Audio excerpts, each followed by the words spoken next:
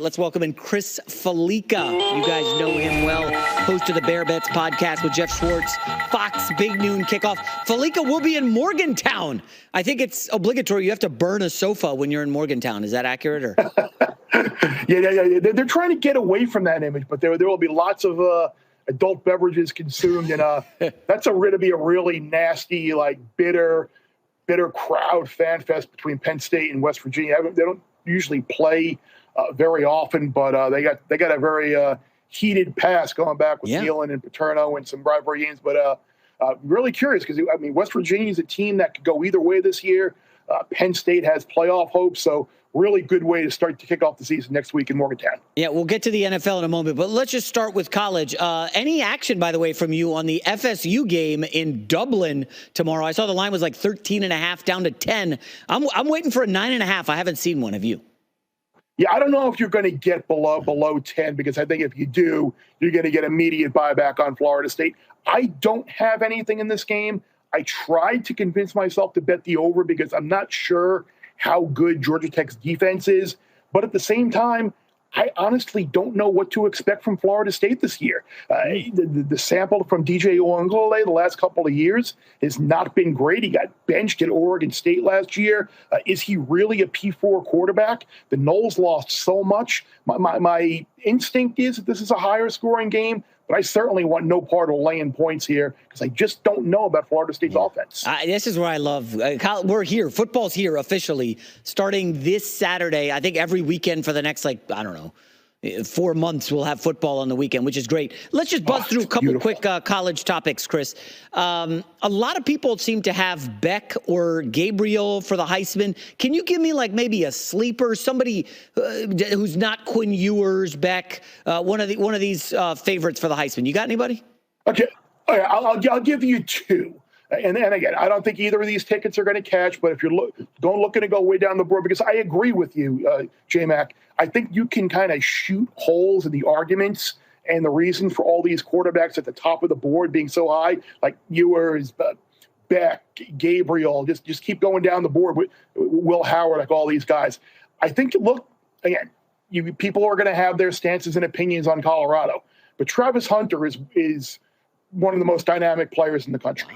Depending on how many receiving yards he gets, how many wins Colorado. If Colorado goes 8-4 and say he's got 5 or 6 interceptions and he's got 6 or 8 whatever touchdown catches, if Colorado goes 8-4, he's going to be in the conversation. You can get him at a pretty nice price now, around 60-1. I think he's out there. And then if you want to look even further down the board, freshman Jeremiah Smith from Ohio State. By all accounts, he is the absolute real deal. So much talk about Will Howard, so much talk about the running backs, Judkinson Henderson, talk about Ibuka, the other wide receiver. But Jeremiah Smith is going to be their best wide receiver this year. He is a physical freak of nature, and by all accounts, he's doing everything off the field as well. He could have a very special year. And if you're looking to take a real long shot on a price, you can get him at better than 100-1. Again, do I expect Hunter or Smith to win it? Probably not, but this is the reason you take some shots early in the year, because if they do get off to some great starts, the numbers are going to fall dramatically early. Yeah, and regarding the 12-team playoff, I know some college football fans are nervous. Oh, teams aren't going to try. That's obviously bunk. Everybody's going to try. You want to host games. Right. But I am curious. I do think we'll probably see a little different structure to the regular season and a cadence. Guys getting pulled early. I don't think we'll see the stat padding as we have in years past. I am curious. Where are you on the whole 12-team playoff and how it's going to shake out? Well, I was always I liked 4. I thought it should be hard to get in. But I think the most interesting thing that I'm going to be looking at later in the year, and again, these teams are going to try, and no one's going to be looking to tank games or whatever. But if you look at the way the playoff is currently structured, that number 5 spot is going to be coveted. You could argue that being 5 might be better than being 1. Because, look, if you're number 5, you're going to get a first-round home playoff game against likely the group of 5 champion, the weakest team in the field.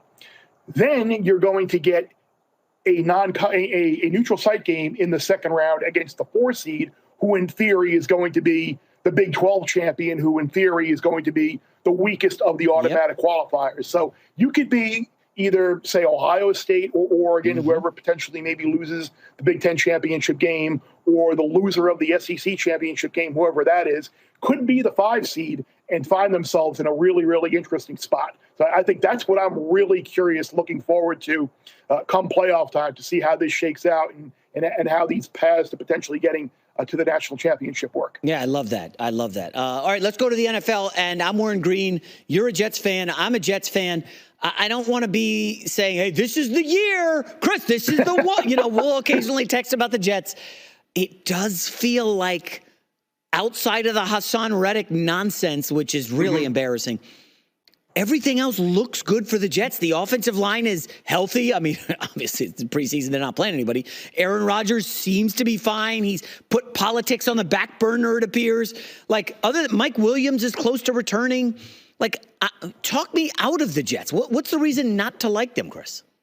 The reason not to like the Jets is because they're the Jets. You and I know that, going back however many years we've been rooting for them. But I mean, I remember sending a text to my Jet fan friends last year, saying I am getting far too excited about this season in mid-August, and then regurgitating that text on a screen grab 4 plays into the season. But you're right. You look at the division. The Bills are clearly going to be down. The Dolphins, I'm on the fence with them this year. The Patriots are going to be one of the worst teams in the league. And the way the schedule shakes down for the Jets, if they happen to beat San Francisco early in the year in game 1, and look at the Niners. Who knows what's going to happen with Ayuk? Trent Williams hasn't signed into camp yet. We don't know about Christian McCaffrey's injury status. People still have their doubts about Brock Purdy, whether you want to believe it or not. How's their defense going to be this year with the new coordinator in town?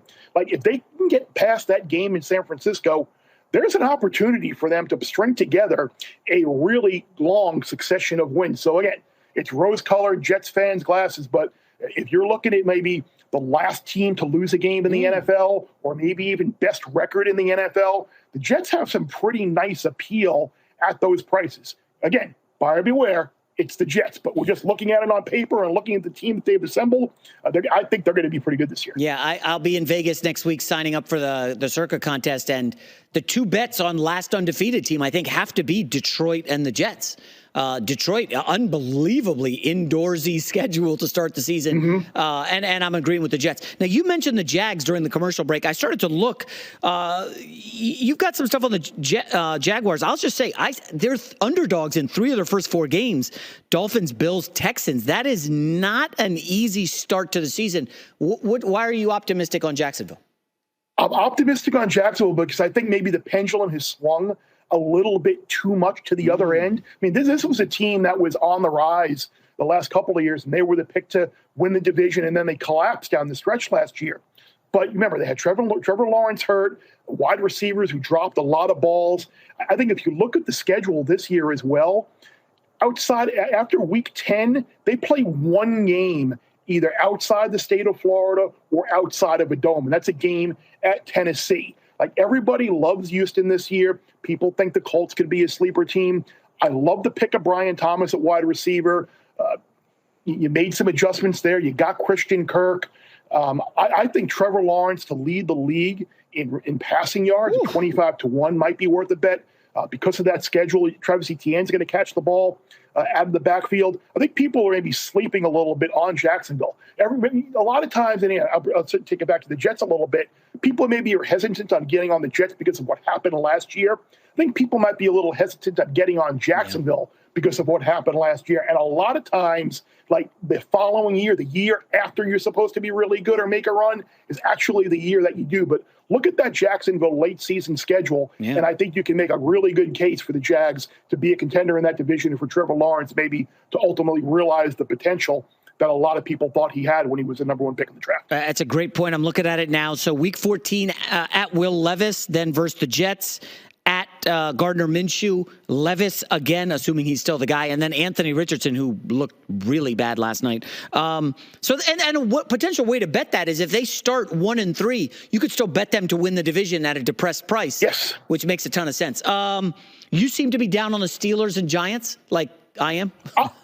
Yeah, I am, and it's a pretty common theme. And I think if you've looked at the Steelers offensively so far, whether it's been Russell Wilson or Justin Fields under center, They have looked terrible. It was funny on Bear Bets podcast a week ago.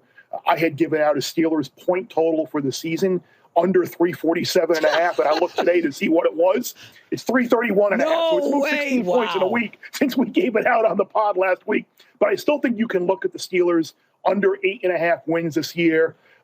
Offensively, they got problems. I don't want to get too crazy in case they do make a trade for Ayuk, but really, what does that mean if they don't have a quarterback who could get them the ball? The offensive line looks like they have problems. The Warren injury, we'll see how long he's out. That could be a problem, and they're in the toughest division in football. So Steelers under, and then Giants are another team that I just can't see doing much this year. The preseason, off-season Hard Knocks was really revealing and telling to me. Because I think people like to have rose-colored glasses. They're optimistic, seeing behind the scenes, we could be really good this year. All I took away from that is they are completely hamstrung by the Daniel Jones contract. Their offensive line, I'm still not sure how good it's going to be. Sure, Neighbors could be great.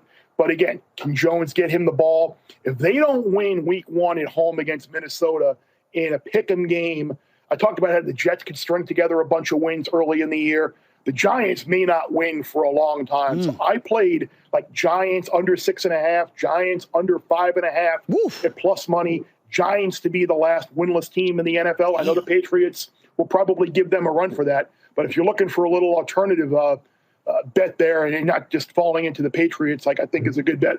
I think the Giants are headed for a very long season. All right, Chris Fallica, you can catch him on Big Noon Kickoff 8 days from now in Morgantown, West Virginia, and obviously the Bear Bets podcast. Chris, great stuff as always. Thanks a lot, and have a great weekend. Hi, everybody. It's me, Uncle Colin. Subscribe here to get the latest from the herd, including exclusive behind-the-scenes videos and more, wherever you may be, however you may be watching. Thanks again for making us part of your day.